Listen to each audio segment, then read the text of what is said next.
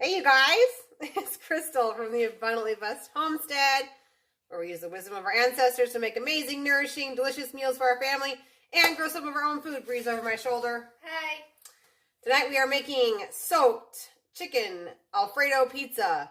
Absolutely delicious. We are also going to be making a second pizza that is grain-free.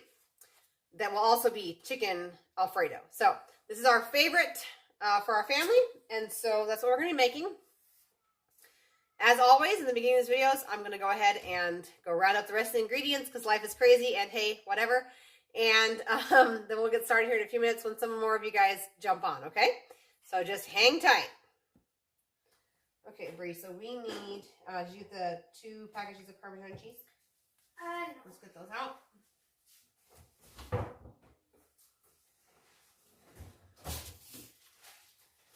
And if you just want to hand them to me, I'll take them.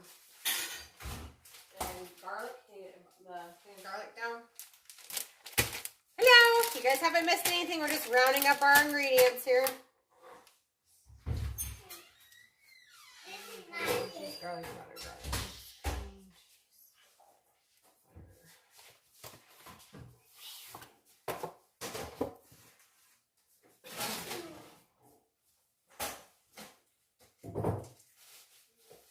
And then we also need, can you reach those jars of cheese over there? Yeah. Can you give me a garlic? Yep. Thanks. Hey Daisy! Just rounding up ingredients. We're making chicken Alfredo soaked pizza tonight, so it should be delicious. Awesome. I think that's it. I think. Yeah. Okay. Let's see about this.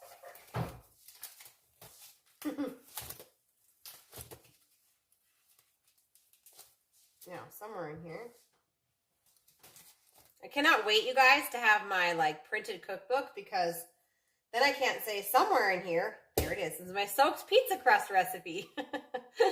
Because it looks like it would be organized, but it's totally not. I mean, it's like by category, but it's a mess. So I'm looking forward to getting my cookbook done. Okay, so if you are watching tonight, and you watched the show from last week, you would know that tonight we're making pizza. There's going to be 2 options for the pizza. We have, it's going to be either way. We're going to make chicken Alfredo pizza, so you're not missing out, but one of them will be grain-free. Totally delicious. It's called Where's the Crust Pizza. I have a whole video on how to make them also, but we're going to do it tonight because I'm going grain-free due to healing my cavities. So, which I'm going to talk about because you guys, I have learned so much in the last 24 hours about cavities and healing cavities. It's just mind-blowing. Cannot wait to share it with you guys. Anyway, so it's going to be a grain-free version of this pizza. And there's also going to be the soaked crust, which is properly prepared. If you know how to make a sourdough pizza crust, you sure could do that as well. I'm just trying to make this more accessible and easy for people who don't know how to do sourdough. They're new to properly preparing grains, and they want to make pizza the healthy way. So the prep video for the last soaked pizza was what I had asked you to go watch before tonight so you guys could actually start your crust yesterday. So if you did not do that, you will be eating this pizza tomorrow night. But I do have a video up there. It's called class prep for that particular pizza. It's like the soaked pizza recipe comes up, and right underneath it is the preparation video, and that will tell you exactly what you were supposed to do yesterday. So the story is I have enough of this batter to make 1 pizza because I'm going to have 2 pizzas, 1 grain-free and 1 that's soaked. So basically this was soaked for 24 hours, and this has actually doubled in size. So you're going to want to look at your mixture, and if it's doubled in size, then you do not need to add yeast to this mixture. You already have your yeast in here. Free yeast from your house that you're already exposed to in your dish. So But if your dough did not rise overnight and you're getting ready to make the sourdough pizza with me, or sorry, soaked crust with me, then to this bowl, you're going to add 2 tablespoons of yeast, 1 teaspoon of honey, and another half of a cup of warm water, but I'd probably go about a 1/4 cup on that. So I have a half a cup. It's kind of like some days I mix too much flour and I have to go a little higher. So I'd say 1/4 cup. And you would be mixing that into this so that then you would have yeast that would allow it to rise. But I'm going to tell you that if you're not someone who goes around your house and sanitizes every single area once a week, you most likely have wild yeast going in your air inside your house. It's nothing to be afraid of. There are bacteria and yeast everywhere. So anyway, what will end up happening is they'll set up shop in your pizza dough and you'll have something that begins to grow and rise. That's what we want. This is the best way and the easiest way and the cheapest way because you don't have to buy any of the other ingredients I just listed, any of the yeast or the honey or anything. It's just done. It's ready to go. So, and Bree's cleaning the kitchen. See that? All right. So the first step to this is going to be getting the pizza crust ready. And that's going to be putting it on the pizza pan. Is that something you'd like to work on? Maybe. Maybe? Okay. So, let's see. How about... I know this is going to be for the pizza. No, I'm actually going to use one of the glass ones. Yep. But you can get out that... Yep. Here, let me take the small one off. So we're going to use our large pizza stone. I basically took the ingredients from the prep video from before and halved it because I only want to make 1 pizza, not 2. The ingredients on that prep video is for 2 pizzas. So I'm going to put away the second pan.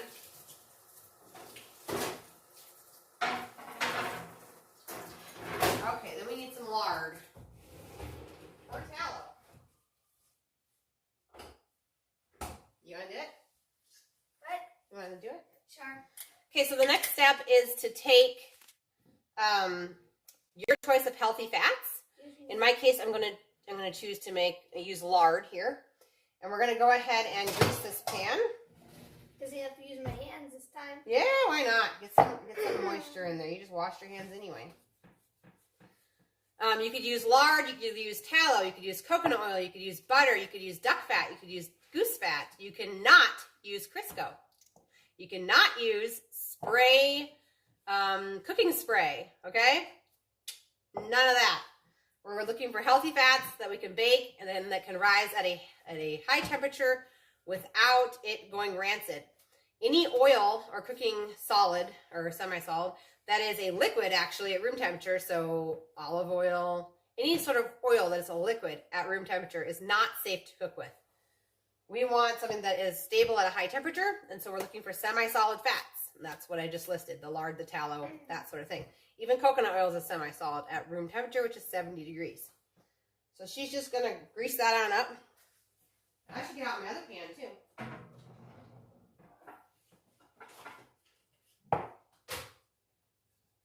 Let's see. Trying to remember my grain-free pizza crust recipe. It should be in here. Now I gotta find that. Here it is. Okay, so, you're washing your hands, aren't you?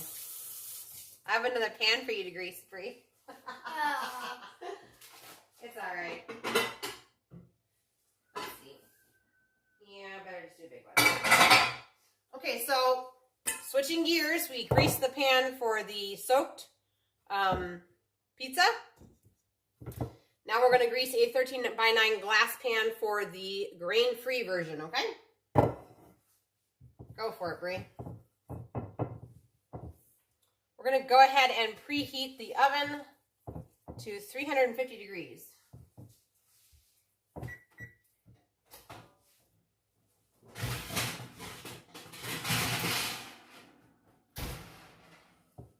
Okay.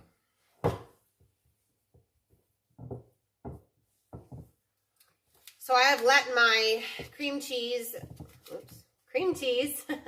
set out at room temperature for like a good hour, maybe even 2 hours. so it's nice and soft. And we're going to go ahead and make the Where's Your Crust pizza crust first. And then we will go on over to our whole wheat soaked pizza crust. So, I don't remember if I put this in the blender. What did I do? I don't remember. It'll be fun either way, huh? Trying to figure out what I did when I made this last time. I don't remember.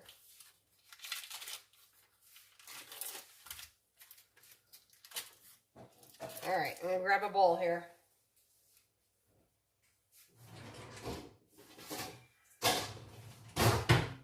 And then we'll angle you guys down so it's more, you know, something to watch instead of just watching my head. All right, there we are. We are going to need 2 eggs, Brie. You want to go get them? 2 eggs? So, yep, to the Where's Your Crust pizza, you need 8 ounces of organic cream cheese. Preferably organic.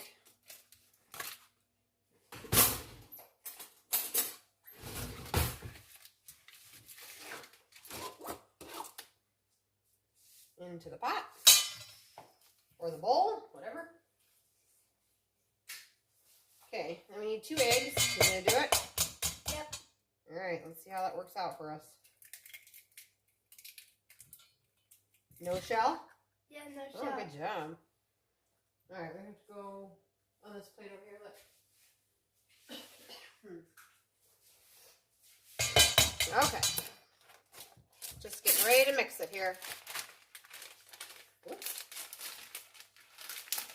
You need 1 teaspoon of garlic powder.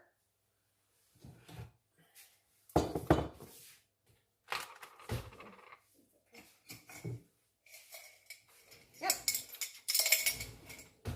1 teaspoon. You want to start mashing it, or should I? I think you said. I should? Okay.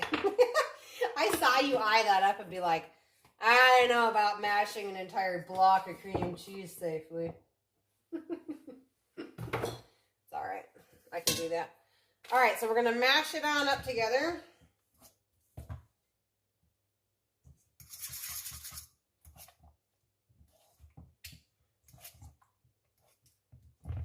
Yummy.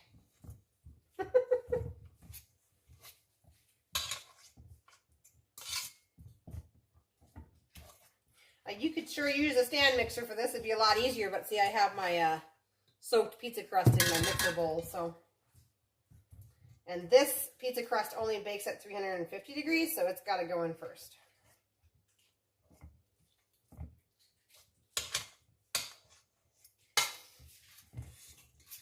I like soaked pizza crust because it's easier to... You know what, Brie, we might use an immersion blender with this since I'm not using the other thing. You want to get that out? I like the soaked pizza crust because it's keto. So it's a nice way to have pizza if you're on keto or a low-carb diet. I'm bringing in the powerful blenders now, guys.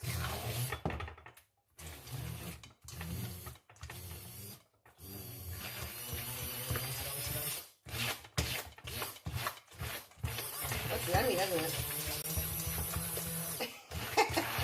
I don't think that's gonna. You don't think it's gonna work? Oh, we're gonna give it a shot. Oh, it's working.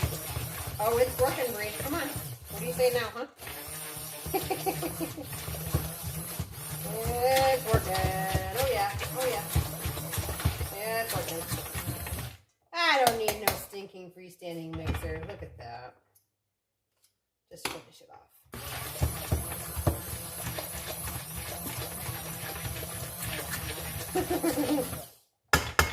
All right. This is our favorite pizza. I think I've already said it like 3 times tonight, but it is indeed our favorite pizza as a family. I will show you how to make the Alfredo sauce here in a little bit. And the Alfredo sauce, you could use it on noodles or whatever, you know. It's really, really good. We had some non-mixed up stuff happen up in here. It's all right. Okay.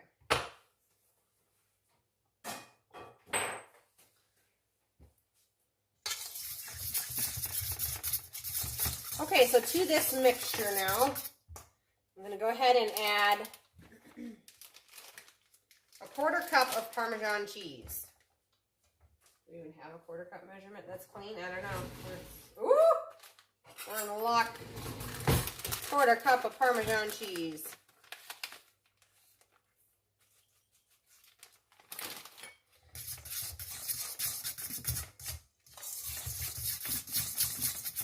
Okay. We're going to need a spatula. I see the need. Or a spoon. One of the two.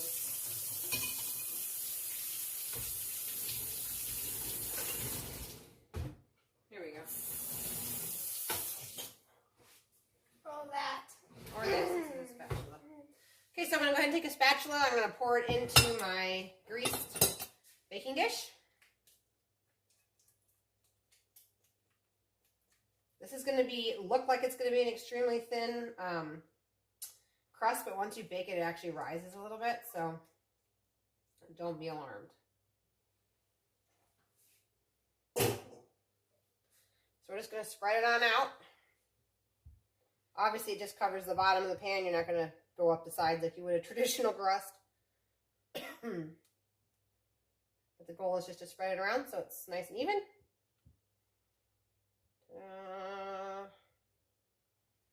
Okay.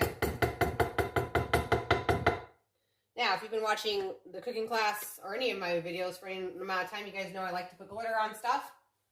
So I'm actually going to just sprinkle it with parsley, just so it looks pretty, even though we're going to cover it up.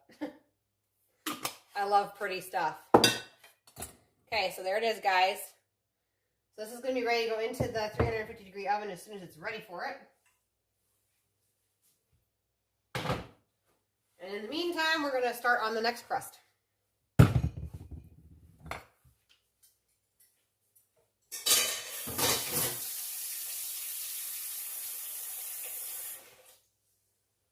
Okay, so we are going to just use this straight out of the pan because mine has risen. It's doubled in size. If yours has not, like I said before, you would be adding 2 tablespoons of yeast to this. See if I can find the recipe. Hang on. 1 teaspoon of honey and around a 1/4 cup of water, and you would be mixing it. But because ours has wild yeast in it, we're going to just use it as it is. All right, bring that. Let me wipe this counter off, and then you can bring it back over.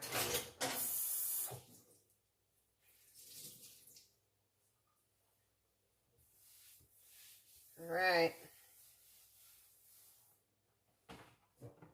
Bring it on over. All right. Oh, you know what would be really good now is that spatula. Let me wash it.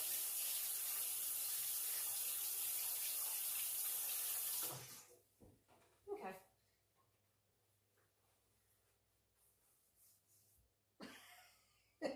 Oh, it just pulls out.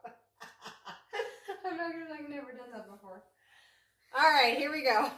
I went to go dry this off, and I was holding on to this, and like it just pulled right off, which is kind of funny. Okay, so we're just gonna work the dough up off of the sides here. It's definitely a dough, guys. See? And we're just gonna plop it down in the center.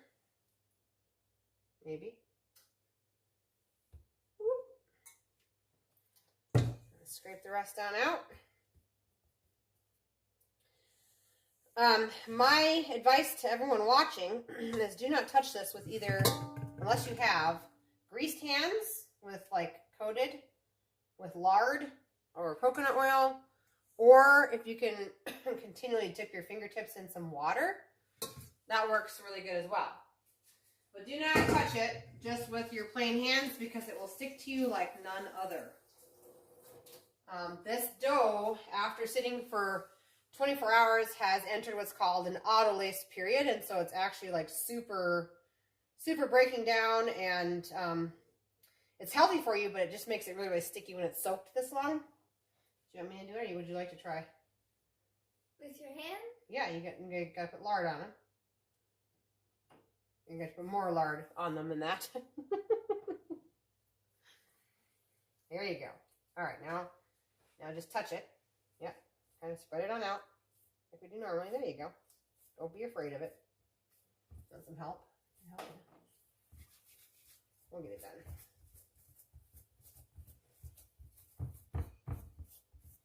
Anyway, you can, I don't know, if you make bread, if you like know how to feel dough, this stuff is very, very, very stretchy. It's very, very, very soft at this point. I'm pushing the extra over to you here, Brie. That way we can go all the way to the edge. There you go. Now this will rise again while it's resting and waiting for the other pizza to bake. It'll get puffy again. If you desire a thicker crust around the outside, you sure could push the crust past the edge of your pan and then flop it back on over if you wanted to. But otherwise, this is ready to go. Just like that. So essentially, if you were to start your dough the night before you're going to knead it, so the night before you would eat it the following night, you can let this soak all day, or all night, and all day while you're at work, and then just put them on the pans. And like I said, we're just going to bake it, and then, we'll put this over here. We'll put our toppings on top.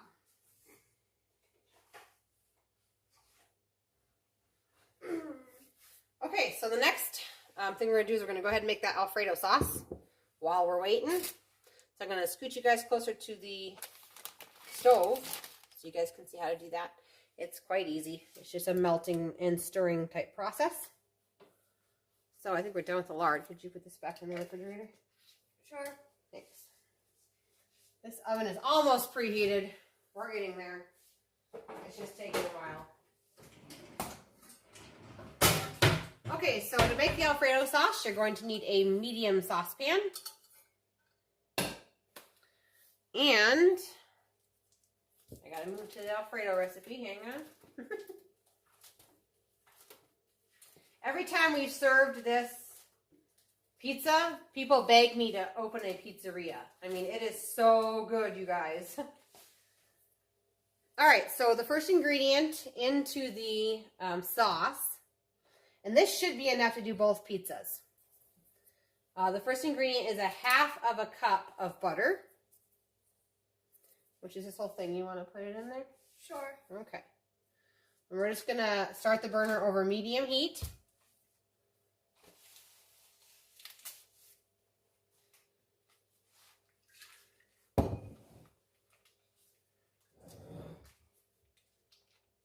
You got it?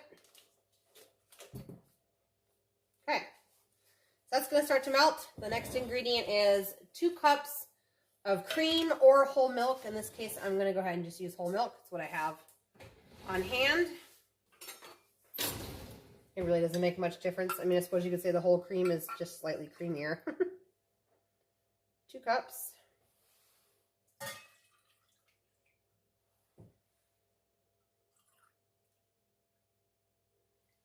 Ooh. I dribbled the exact same amount on the counter with each cup. Did you see that? Mm-hmm. All right.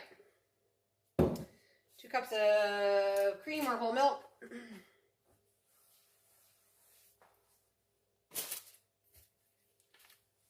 All right. So we're going to let that stuff start to melt, and I'm going to get out the cream cheese, which is the next ingredient here.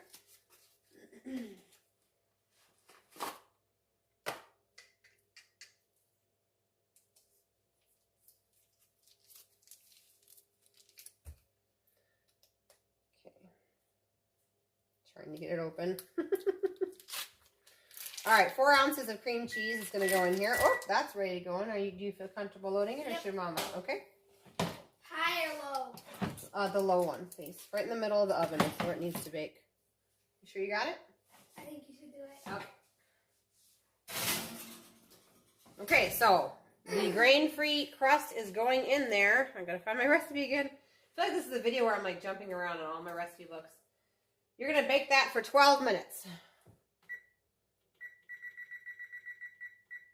Okay, so 12 minutes on 350 degrees.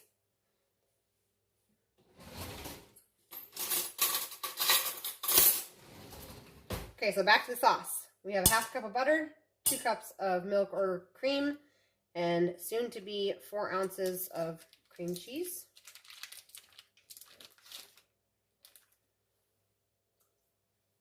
All in a medium saucepan over medium heat.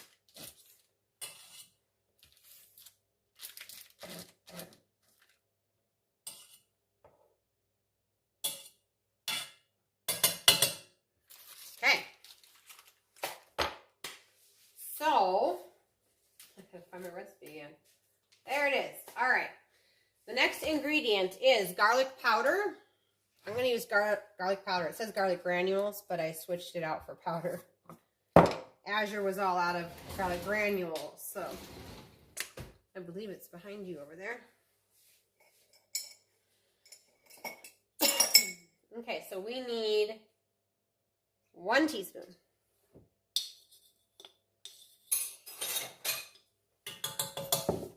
One teaspoon of garlic. I gotta really get up here, hang on. All right, then we need a half of a teaspoon of basil.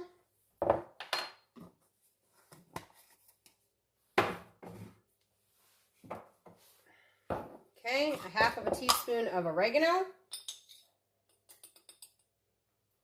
We are missing all sorts of subscribers that are usually on here. And this is like the most delicious pizza ever. I don't know where all you guys are at, but my goodness. There must be some sort of a party somewhere. But I'm happy you're here. I think it's Daisy still. I'm not sure who's still here, but I'm so happy you're still here. All right. The next thing we're going to add is minced garlic. And we need 2 garlic cloves. Chopped up really fine. Which means we need a knife to do that, Bree.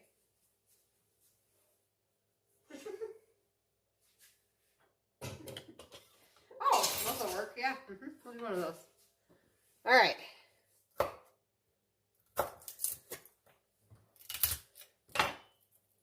So I've said this in past videos. I'll say it again here in just a second when I show you, but I'm just going to mince this garlic up really, really, really. Hey, Daisy, great. I'm so glad you're still here. All right. We're just going to mince the garlic up. If you've never chopped a garlic before, this is actually the first thing I ever learned how to do when I was cooking. This end is the end that connects down to the base of the garlic bulb. That is the end you're going to chop off, that little flat end.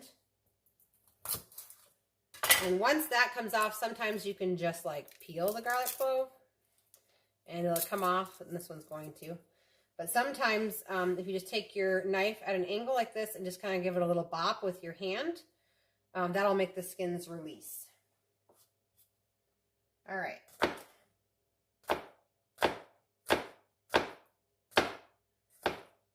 I mean, we're missing like Carl. He's probably out with his bees. We're missing, who else are we missing? Brenda. Judy. Julie. Who else? Daniel. All right, we're going to start kind of whisking this to try and encourage that cream cheese to start breaking on up.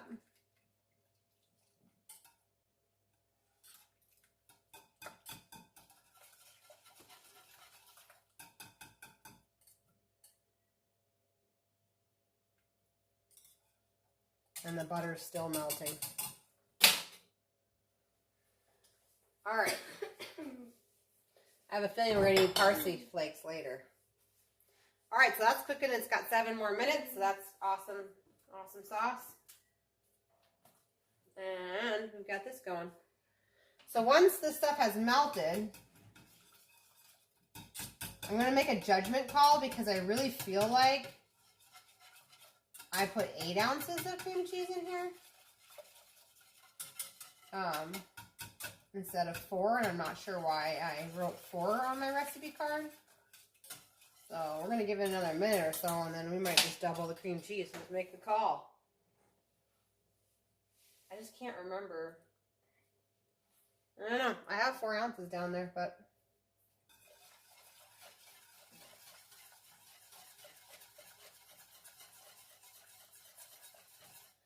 All right, whisking away. It's mostly melted, so I'm going to go ahead and add the last ingredient.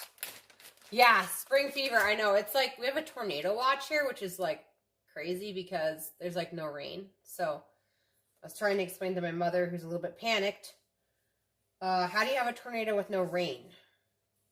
But anyway, it's really, really warm here also. So I can see why people would be out just getting stuff done. It's warm. Okay, so this is calling for 1 cup of Parmesan cheese. It's the shredded kind. So we're going to go ahead and add that, and I'm going to whisk it around, and we'll see how thick it is, and we may end up doubling. I think we're going to end up doubling the, and we're going to make a note that that's 8 ounces and not 4. Yep. We're going to go ahead and double it, guys. 4 more ounces of cream cheese, so a total cream cheese count of 8 ounces going into the pot because it's just too thin, I can tell.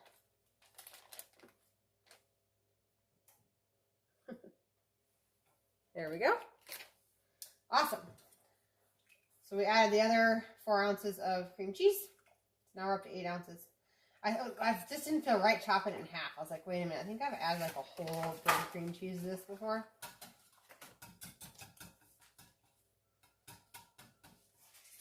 So now it's just got to finish.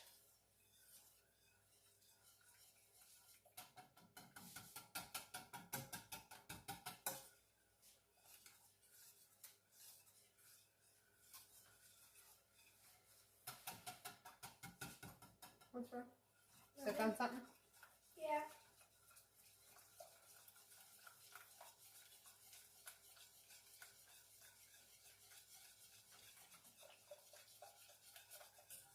This is not getting thick. Why is it not getting thick?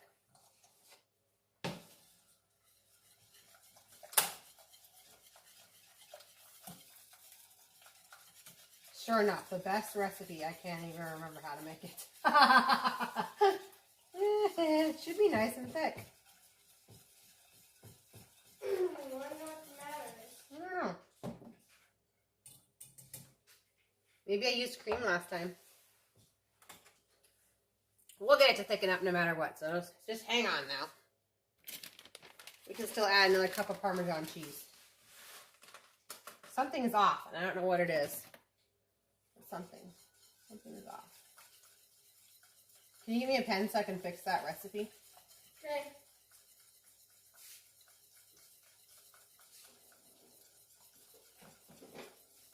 Alright, so we're going to let this cook for a few minutes, kind of at a simmer, medium heat.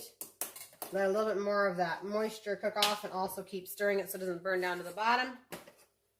I am going to fix my own recipe. I think what ended up happening was I have Alfredo sauce. That would have been half a cup of butter, 2 cups of cream, 4 ounces of cream cheese, the garlic powder, Italian seasoning, and then 1 cup of Parmesan cheese. That's more for like noodles. And we need to be just slightly thicker for a pizza, which is getting there right now. It is actually. So what I ended up doing was I doubled the cream cheese. So I'm just going to make a note because I'm in the process of cooking the I'm cooking the cookbook. I'm typing up the cookbook, so I need to just make a note here really quick. So when I get this typed up and get it into my cookbook, that I make sure that I put down that you double it. Or take away part of the milk also, that would work. Okay.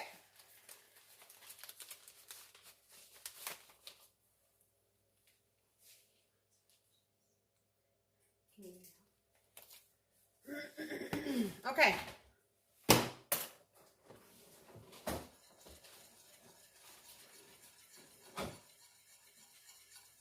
There, that's much thicker.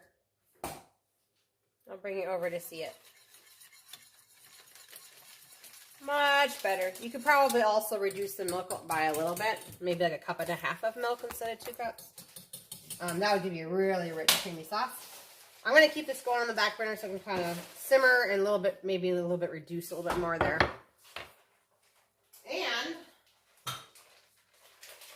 we will go to our next thing, which is reading off the ingredients for next week. So next week we are going to make cheesy green bean skillet. It is really, really good. It's not another grain-free, high-fat meal. It's really easy. It does not take very long to make it. So the ingredients you're going to need for next week's cooking class are 1 pound of ground beef. Can you whisk this, Bree? Sure.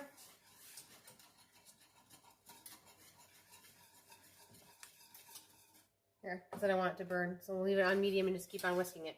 Okay, sorry. Ingredients for next week. For the cheesy green bean skillet is 1 pound of ground beef, 6 cans of green beans. Now, if you have your own homemade canned green beans, you can go ahead and just use, let's see, how many would that be? 3 quarts of homemade canned beans. And I'm talking about green beans, okay? But if not, you can go to the store and buy 6 cans or whatever that equates to in the large cans that you can buy inside the grocery store. But the point is we want already canned green beans for this recipe. You could also use fresh green beans if your garden's going right now and then just steam them ahead of time. That works as well. So far we have 1 pound of ground beef for next week and then 6 cans of green beans or 3 quarts of homemade canned green beans, 2 cups of milk, 8 ounces of cream cheese, 2 cups of cheddar cheese. You could also use like Colby Jack. That's really good as well. 1 onion, 4 garlic cloves, 1 teaspoon of garlic powder, and 1 teaspoon of onion powder. So that will be next week's meal. Super easy. That is to feed my whole family of 7. So if you have less than 7 people to feed, you might want to have that recipe. Is it done? Let's see. Just about. I'm going to add a couple more minutes. So that'll be about 14 minutes. 14 minutes in the oven for the grain-free pizza crust. It's just starting to get done. The timer just went off a second ago. Okay. And in just a few minutes, I'm going to talk about cavities and what I've learned about cavities this week. So that will be fun. Because I've had my mind blown. I thought I knew everything about cavities and healing cavities, and I've learned a lot. So I'm excited to share it with you guys. I was going to make a totally different video on the topic, but I thought, why not just talk about it here? It's no big deal.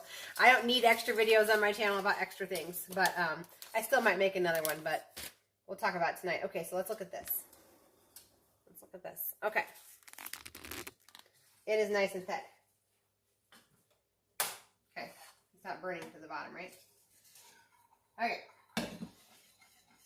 We are going to remove that from heat, let it cool, and it will thicken even more as it cools. And we are going to prepare this countertop for our pizza to come on out.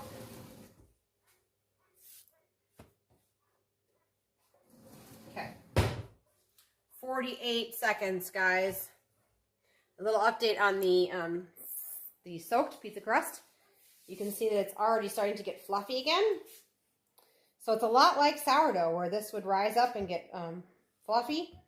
And you could beat it down again, I guess, if you wanted to, and it would rise up again.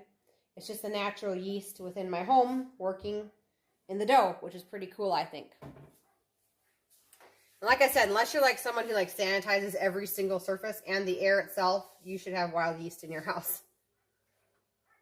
Okay, let's get this pizza out. There it is.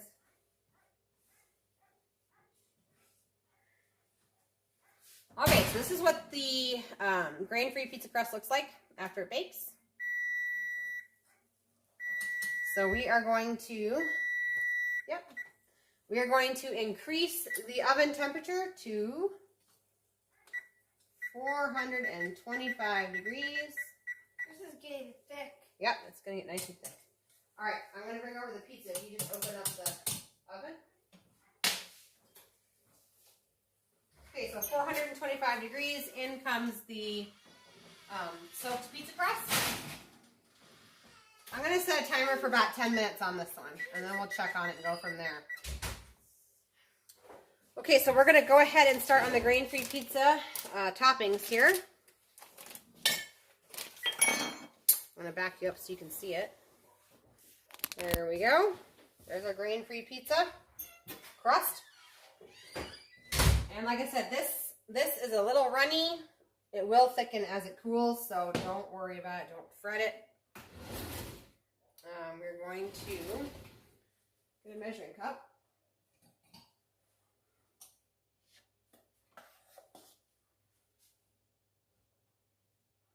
Okay. So I'm just adding the Alfredo sauce to the top of this grain-free pizza here.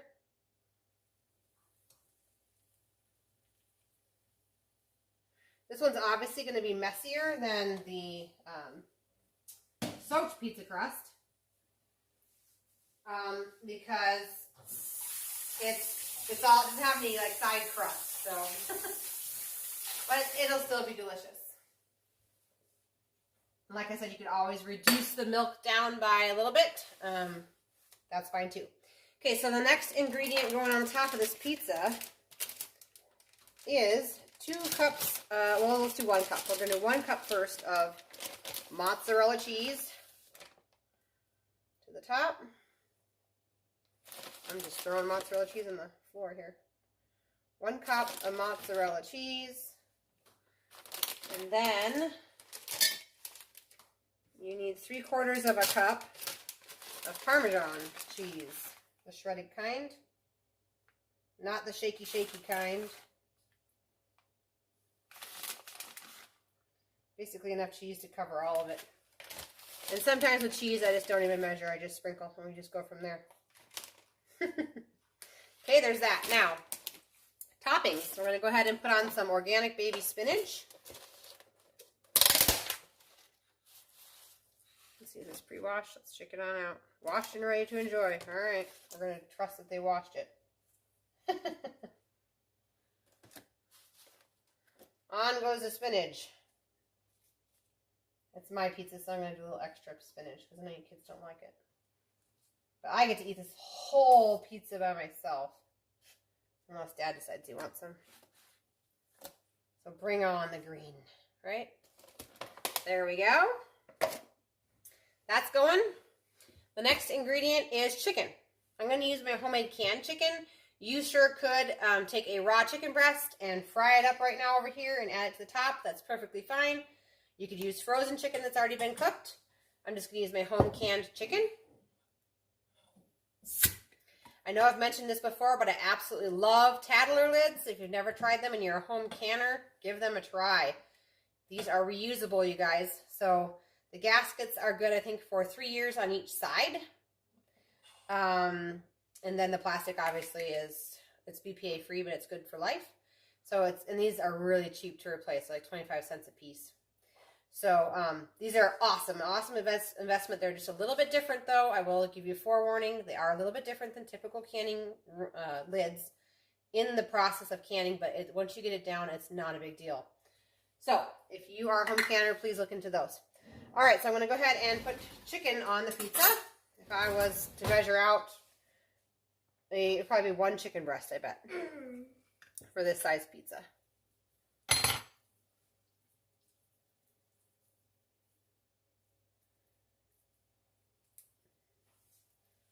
We only have 6 minutes until the other crust is finished, and then once we get the toppings on that one, we'll get it into the oven, and we'll talk about cavities.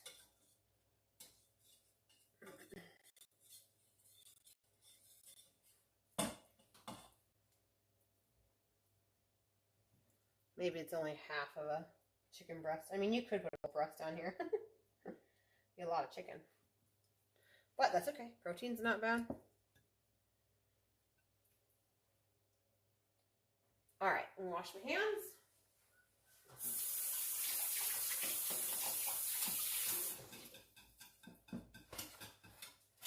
Okay, and once again, we're gonna do some glitter because I just like the way it looks. I think it looks pretty.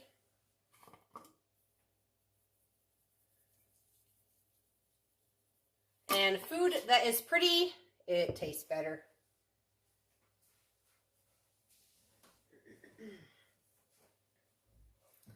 Ta-da, you guys. Ooh, it's sliding. Should probably not angle it. Okay, there we go. So we've got 4 more minutes on that, and then we're going to move this back into the oven. Whoops, that really did slide. Hang on a second. There we go. It's like a landslide pizza. Okay, so we're going to move this back into the oven, and since everything's basically cooked except for the spinach, it's going to be at around 320, we'll say 325 degrees for about 10 to 15 minutes at the most. We're just looking to melt the rest of the cheese and kind of have the spinach get cooked a little bit. So 4 more minutes on this stuff. Woo! It grew in there, I'll tell you that much, guys. All right. How's this doing? It's not growing, is it? Nah, it's not growing. Did you taste this? Are you gonna taste it? Maybe a little bit of salt. I'm gonna say a teaspoon of salt for that mixture. And since I forgot it in this one, I'm gonna salt this pizza. All right, now let's see. Now, when I say salt, let's talk about this. When I say salt, I mean healthy salt. And when I say healthy salt, I mean colored salt. Salt with color is healthy salt. So this is healthy salt. It's actually like the brand Healthy Salt. Or real salt, real salt. You could also use pink Himalayan salt. You could use Celtic sea salt is even like kind of an off. You just don't want white salt. The reason why is because white salt is lacking the vitamins and minerals in it to help your body assimilate the salt without having an issue. That's why it's so important that you do not consume white table salt, and that all of your salt that you consume is colored, because the salt was created with vitamins and minerals in it that help us to assimilate it properly without having issues. So make sure it's healthy salt that you're using. All right. Is this cooled off? Let's go this way. Okay. Don't need a kitchen fire. That would be too exciting. All right. Yeah, this is absolutely delicious, Daisy. This is one of our favorites. My husband's going to be very happy when he comes home, and this is what we're eating. He doesn't even know what I'm making for dinner, so. All right, let me see that pizza crust. Ooh, it's got one big bubble in the middle. All right, I'm going to get ready to bring that on out here because it's definitely 3/4 of the way cooked is what we want, about 3/4 of the way cooked. And the reason why is because we're going to rebake it again, so we don't want the crust to be hard and crunchy after the final baking. So go about 3/4 of the way cooked. I'll show you what that means here in just 1 second. All right, Bree, let me take that on out.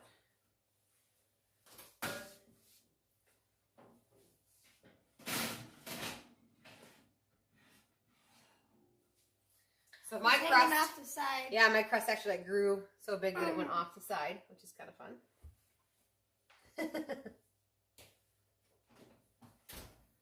All right. I am going to go ahead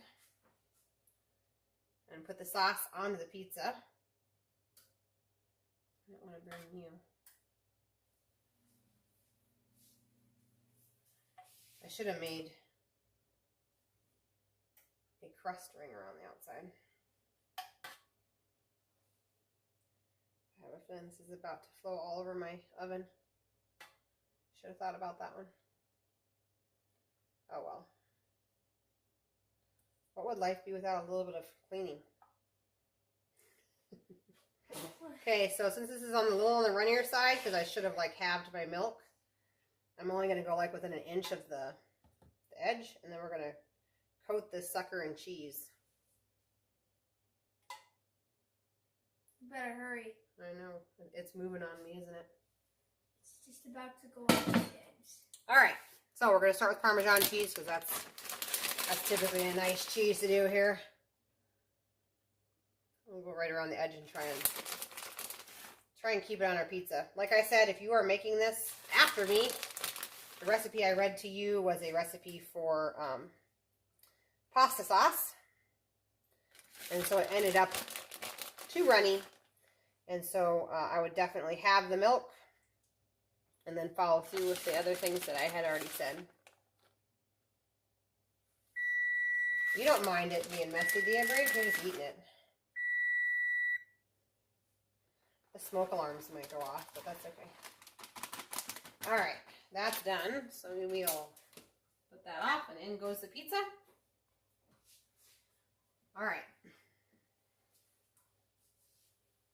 In goes the no crust pizza, and I'm honestly, guys, just gonna leave it at 425. Usually I reduce the temperature, but I have a feeling both these pizzas are gonna be in the oven at the same time. And to me, that is not worth moving the temperature dial up and down. So we're just gonna leave it at 425 and probably set a timer for, oh, I don't know, 10 minutes or so. Can you roll the hanging side up? Oh, maybe. I don't know. Nope. I mean, you can, but not now. See, now it just kind of breaks off. And then you have to give it to your daughter. What happened was it like rose and then like started to grow as it was baking and it went over.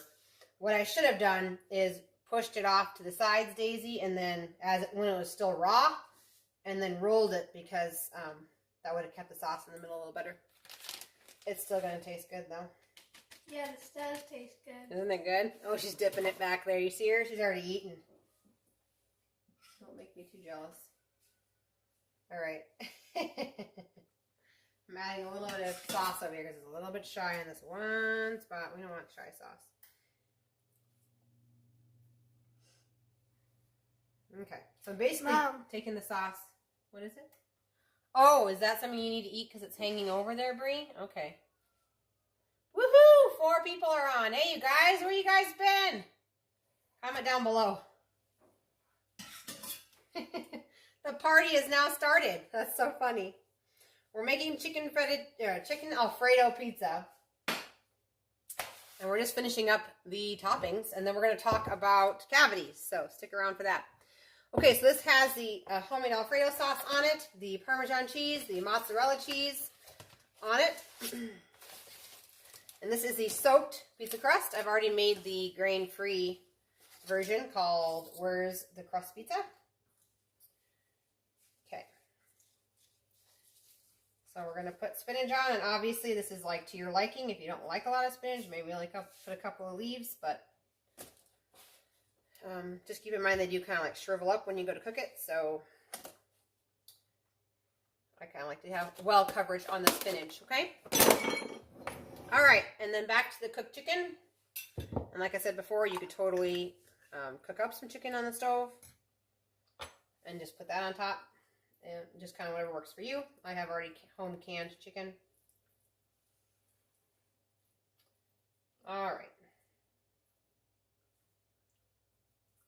It's delicious either way. Isn't it, Brie? Yeah. Brie says it's delicious even without the toppings. Because she's just over here eating crust. All right. There we go. Almost done. Ta-da! Maybe one little more piece. I don't want to be stingy on the meat. There we go. Delicious. All right. Looks like it's cooked in there. Looks like it's cooked already. Oh, yeah. That didn't take long, did it? All right. We're going to do a little pretty sprinkle here of parsley. Because just like with the other pizza, it just makes it look so much prettier. Ta-da! Delicious. Hey, Julie. Sorry, I missed the beginning. Got a call from out of state. Oh, yeah, that's okay. It's really good. Okay, so we have the grain-free version inside the oven already. It's bacon. And technically, I think it's already done. So I'm going to actually pull that one out. And then we'll put this other one in. And that one was only in there for maybe 5 minutes. We're just going until the top is kind of golden brown and the spinach is shriveled up. that one's done. And I'm going to put this one in. It's 4:25. We'll probably set a timer for about 10 minutes.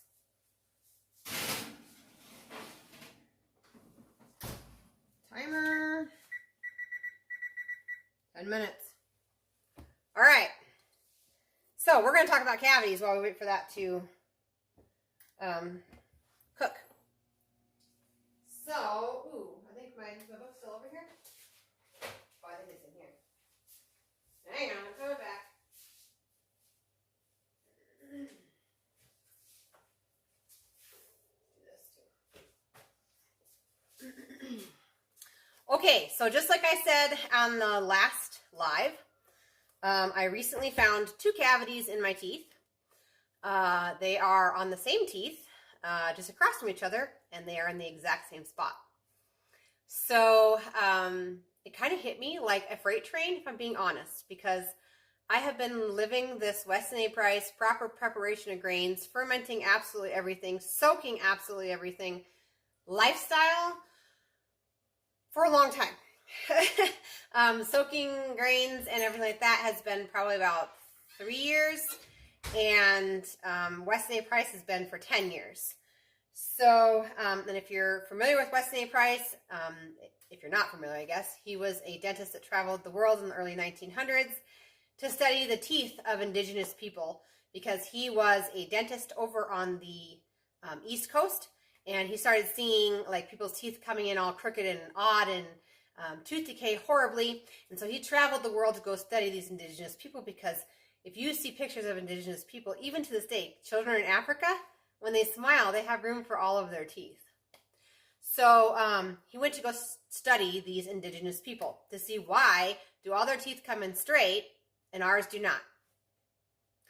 To make a long story short, he wrote an entire book about his studies, and you can Google that, Weston A. Price book, and up it should come. And he has pictures and everything, and part of that information is in this book as well. This is a book that I think everybody should own, whether or not you have cavities, okay? This is the Cured Tooth Decay book. It's healing and preventing cavities with nutrition. Now, obviously, if you already know about Weston A. Price, you're going to know a lot of this already, but it does drill in why it's so important, okay? And into the beginning, even if you don't know about Weston A. Price, it has pictures that are in Weston A. Price's book, okay?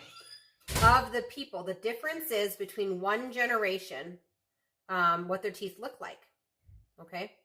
And so basically what he found was that within one generation of them eating more processed foods, that sort of thing, that he noticed that they no longer had enough room for the teeth inside their mouth. Also, if they remained on the healthy diet that Weston A. Price suggests, then it is, I'm sorry, I'm watching a cloud right here because we do have a tornado warning, and it kind of looks like a funnel cloud right out the front of my house. So anyway, if that actually hits the ground, then I might just cut out the live. I don't think any of you guys want to be part of a tornado. But anyway, if I keep looking this way, that's why, because there's like literally a funnel cloud right here. So anyway, back to what I was talking about. So the people who ate the traditional diet, they had room for all of the teeth in their mouth. They had, including the wisdom teeth. Were never an issue. Also, he had to look in 4 mouths in order to find one cavity. So it seems to be kind of dissolving. We'll see here. I was not wanting that type of excitement tonight. Let's have a tornado on the live. Okay. Anyway, yeah, so you look in 4 mouths in order to find one cavity. And these are people who live in the isolated villages, and they've never seen a toothbrush in their life. They've never seen floss in their life.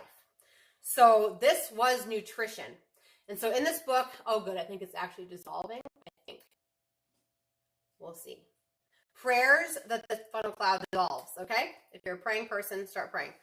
Okay, so basically that took away the excuse of not flossing and not brushing enough, because these people had no access to either. And like I said, he had to look in 4 mouths before he found one cavity. So what were these people eating? Well, it's the stuff that Weston A. Price, the Weston A. Price Foundation, the Prince and Potter Foundation all recommend that you eat at this point. It's basically based on his studies around the world. So foods like, we talked about cod liver oil in the last video. That's high in vitamin A and vitamin D. You can also get one that I'm on now that is a vitamin, hang on, we'll grab it.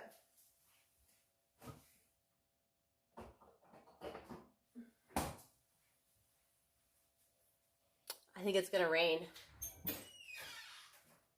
Go outside and pray for rain, guys. There's wind out here. It's okay. Yeah, it's just that bad cloud. Over here, there's a dark sea. Okay.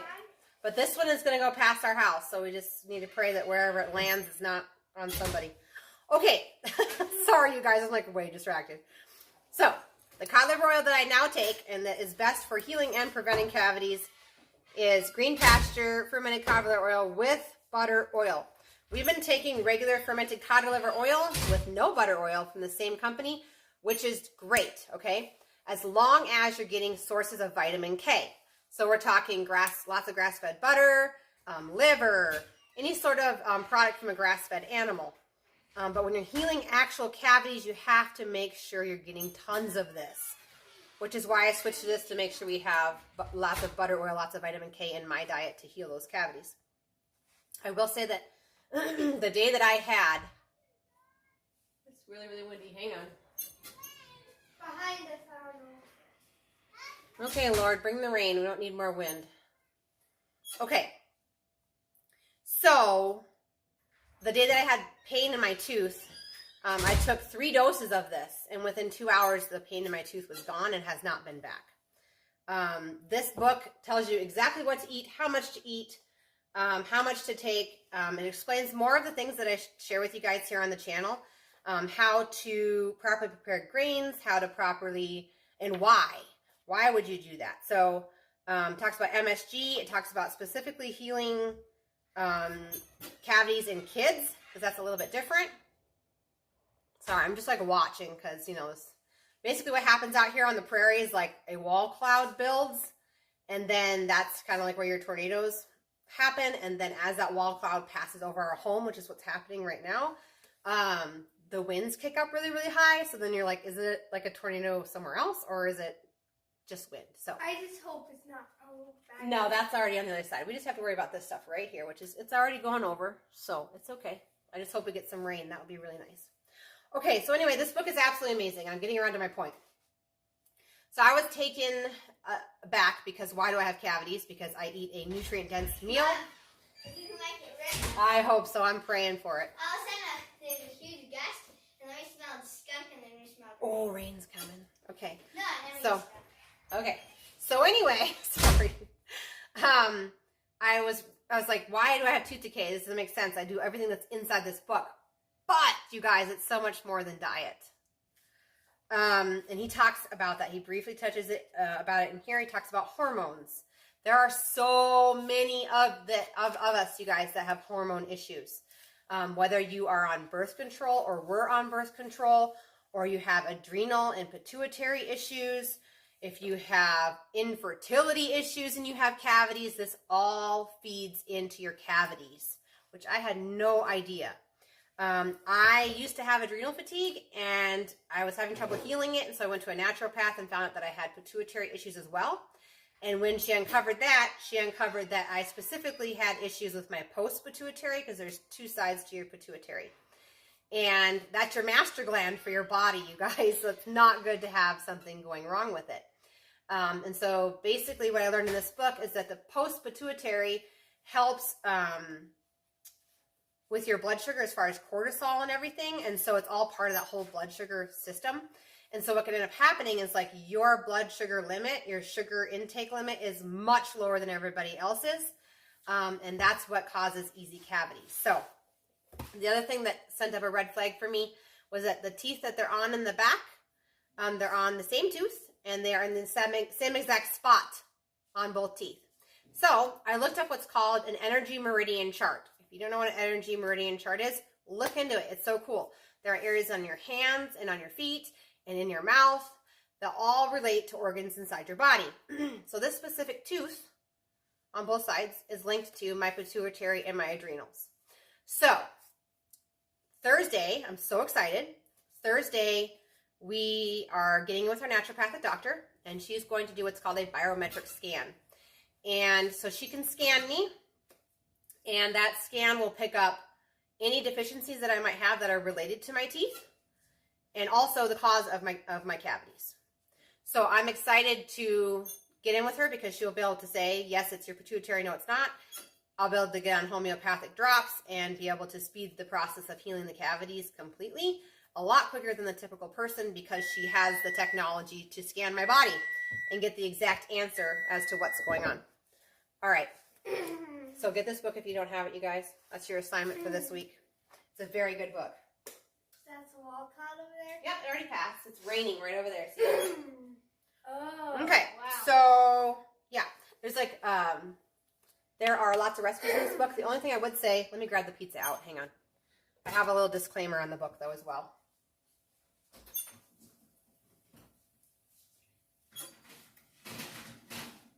Look at that. We baked 2 pizzas in a tornado watch with a wall cloud out front and had a cooking show. Bonus points. All right.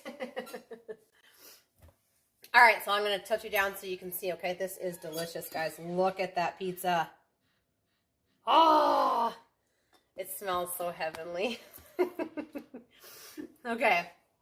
So my one disclaimer on this book is this. Some of the things suggested in here are not 100% Weston price because he's trying to, how do I describe this? If you have severe tooth decay and you still want to eat rice, then he's going to recommend you eat white rice. Whereas that would be something that Weston Price would say, don't do that because it doesn't have the bran. It doesn't have the minerals for your body to be able to handle the white in the rice. So just please take that under consideration that this is not, some of the suggestions in this book are not going to line up with Weston A. Price as far as a permanent diet. He's basically just trying to make it the easiest for those people who don't want to put in a lot of effort. I'm the type of person that's very, very black and white. I want these cavities to heal. I want them gone. And I'm going to give everything I have to getting them gone as fast as possible. I don't care if all I can eat is keto. That's what I'm going to do. If it means my teeth are healed in 3 months, bring it on, you know. But it does have plans in here for people who don't want to necessarily eat healthy or change pretty much almost anything in their diet. I can't say almost anything, but it, you know, still eat grains, still eat things like that. So anyway, it does have different plans for different people, say it that way. I do not personally want to take 2 years to heal my cavities. I want them gone. And I want to move on with my life. I want my sourdough. I want my soaked pizza crust. I want to get back to life as I've had it. So anyway, this is a good book, but I would also, if you don't already know about Weston A. Price, I would strongly recommend you also look into that at the same time, because it can be very confusing if you don't know what your regular diet should be and what a heal your teeth diet should be. So that is this book. Let's see what else is in here. I don't know. They have, you know, just warning you about dentistry and dental fillings and the cost of dental fillings, and how basically nutritional protocols that remineralize and repair your teeth. So I've just learned a ton. There's just a ton in this book about cavities. So anyway, fascinating read. And our food is done. That was fast. So I guess that's all I have for you guys tonight. If you missed the first half of directions on how to make the pizza, you'll have to go back and watch the replay. That'll be ready in like 2 minutes usually. And then next week is the cheesy green bean skillet, which I also read all the ingredients for that earlier in the video, so you should go check that out. That'll be next week. It's a super easy meal and it's extremely fast. And I will have an update on my doctor's appointment next week, so that will be a really exciting live. Unless I'm so excited about it that I can't possibly hold it back and I have to make a private video on it. I don't know, but we'll just have to see what happens, okay? So that's all there is to it. Thank you so much for watching. Subscribe if you haven't already. Man, the lighting is bad. Subscribe if you haven't already, and like this video. That's awesome. And that's it. Yeah. All right, we're going to go and Bye. hopefully not have a tornado. All right, you guys have a good night. Thanks for watching.